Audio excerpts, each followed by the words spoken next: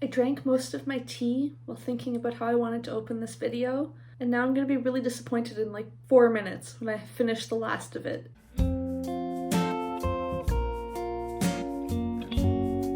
Hi everyone, Rosie here. Welcome or welcome back to my channel. You guys know the drill. It's January. I read books in December. Let's talk about them in my December wrap-up so you can decide if any of them are ones you need to read too. Or if you've already read them so that we can love them together in the comments. The first book I want to talk about today is Chasing the Sun, the epic story of the star that gives us life by Richard Cohen. This aims to be a sort of wide-ranging cultural and scientific history of the sun. I read the first chapter or the introduction or something along those lines in November of 2021 for a Try a Chapter video for Nonfiction November. You can watch that up here. And at the beginning of December, I picked it up at like midnight when I was not able to sleep and I really wanted something to read that would just be like slow and heavy and hopefully help me fall asleep. I read 16% of it in one sitting, and this is like a 400 or 500 page book at least, so that was a lot of reading. But then I decided to not continue after that first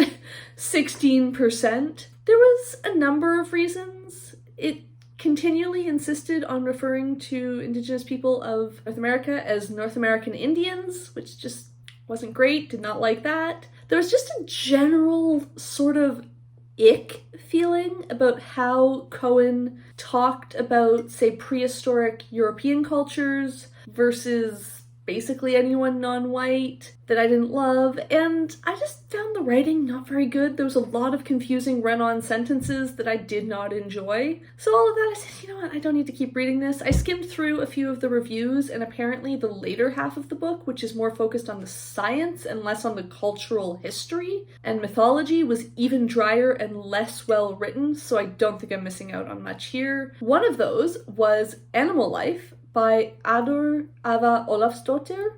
This was an e-arc, so thank you to NetGalley and Grove Atlantic, and it came out on December 6th if you would like to check it out. I think it was originally written in Icelandic and then translated into English, although I'm not positive on that, so don't quote me there. It is about a midwife in Iceland in like the present day, or roughly present day. It doesn't actually say what year it is, but basically contemporary-esque. And it's set over the few days in the lead up to Christmas, and there's also this massive winter storm coming. While all of this is happening, our protagonist is going through the apartment and the documents of her great aunt, who is also a midwife, that has been left to her, and she's been living in the apartment for at least a year now, I think, and she's sort of going through some of her aunt's things and documents and sorting things through still. I find this book really hard to review. I liked it so much. The writing was so enjoyable. I found it so engaging. I always wanted to sit down and read more and discover what was going to happen next, but I don't think I really get it. I found it structurally quite confusing at times. That was possibly intentional based on some of how the book is written and some of the content of the book.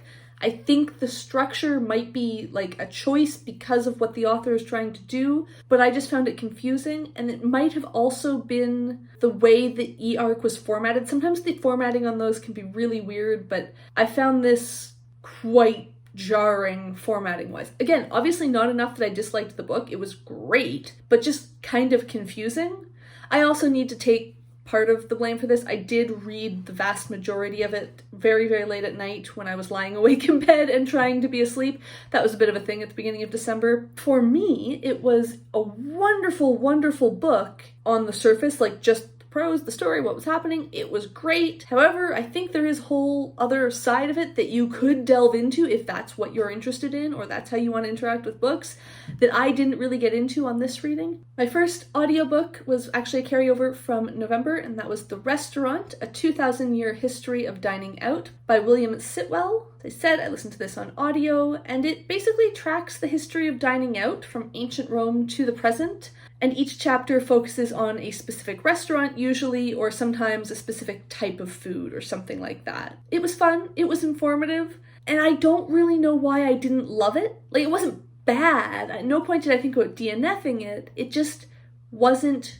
great. My next audiobook was much more enjoyable. That was Dead Famous, An Unexpected History of Celebrity from the Bronze Age to Silver Screen by Greg Jenner. This is a history of celebrity organized around sort of key elements of celebrity. For example, there's a chapter about publicity stunts and various ways that different celebrities throughout history have used publicity stunts as part of their image and like creating popularity and stuff. There's another chapter about the importance of image itself, stuff like that. Even if I can't describe it super well, I really enjoyed this book. It felt really well researched and carefully thought out. And I think the fact that it was a very focused theme and topic helped it rise sort of above Jenner's other book that I've written, A Million Years in a Day. That was interesting, but felt a bit like you're trying to do too much here.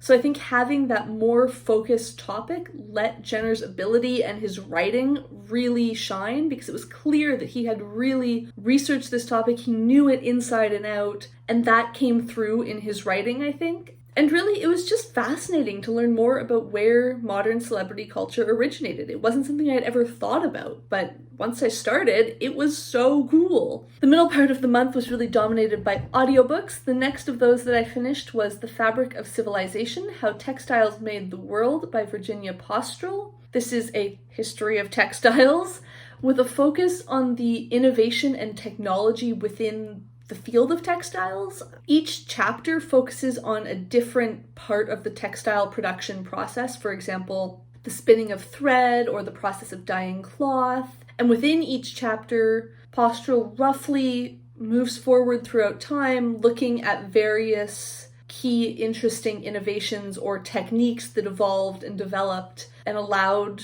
us to have a wider range of textiles and allowed them to come to the point where they are so ubiquitous in our society that we don't even think about them. In addition to the information in this book being so cool, this is a topic that I enjoyed a lot. I learned a lot, even though it's something I was already interested in, which is always really exciting. I also just really appreciated how this book was structured. I feel like there was a huge depth of research and a lot of really insightful thought put into how the information was presented. This book feels like it could have easily been a random assortment of interesting facts, which is cool, but does not always make for a good book. And in this case, all of those facts and all of that information has really been brought together into a compelling and cohesive book that is enjoyable from start to finish. And I did read a few more non-audiobooks this month, and the next one of those was Ghost Music by An Yu. This is another e-arc, so thank you again to NetGalley and also Grove Atlantic. It is coming out on January 10th, or has just come out on January 10th. I don't know exactly when this video is going live. It'll be out very soon when you're seeing this. I have a note here to just read the description because I tried to describe it in a vlog and it was so difficult that it made no sense.